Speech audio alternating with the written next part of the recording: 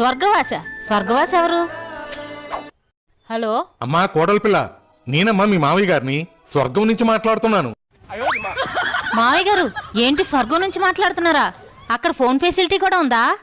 ఈ మధ్య జియోవాడు ఒక టవర్ వేశాడమ్మా. స్వర్గంలో అత్తయ్య గారిని కలిసారా మావయ్య గారు?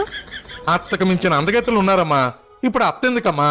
అంత అందగత్తులుంటే వాళ్ళతో డాన్స్ వేసుకోకుండా నాకెందుకు ఫోన్ చేశారు మావయ్య గారు? మన ఎదురింటి శంకర్రావు గారు లేడు? వాళ్ళు ఎదురింటి ఆవిడ తన సినిమాకి వెళ్ళాడని వాళ్ళ ఆవిడ కొట్టి చంపేసింది కదా మావయ్య గారు. ఈ విషయం మీకు కూడా తెలుసు కదా. వాడు నా దగ్గర ₹1,00,000 అప్పుగా తీసుకున్నాడమ్మా. డబ్బులైతే ఇచ్చేసాలే, కానీ వాడు రాసిచ్చిన ప్రామిసరీ నోటు నేనివ్వడం మర్చిపోయాను. అది కావాలని ఇక్కడ నన్ను తినేస్తున్నాడమ్మా. అమ్మా, పరుపు కింద ఉందేమో చూడమ్మా. ఉంది మావయ్య గారు. కొంపతీసి ఆ నోటు మీకు ఇవ్వడానికి నన్ను గాని మీ అబ్బాయిని గాని చచ్చిపోమంటారా ఏంటి? మన వెనకింటి దివాకరం కొనవూపురుతో కొట్టుమిట్టాడుతున్నాడమ్మా. తులసి నీళ్ళు కూడా పోసేస్తున్నారులే. నువ్వేదోలాగా ఆయన చేతులు పెట్టేసావనుకో, ఆయన మీద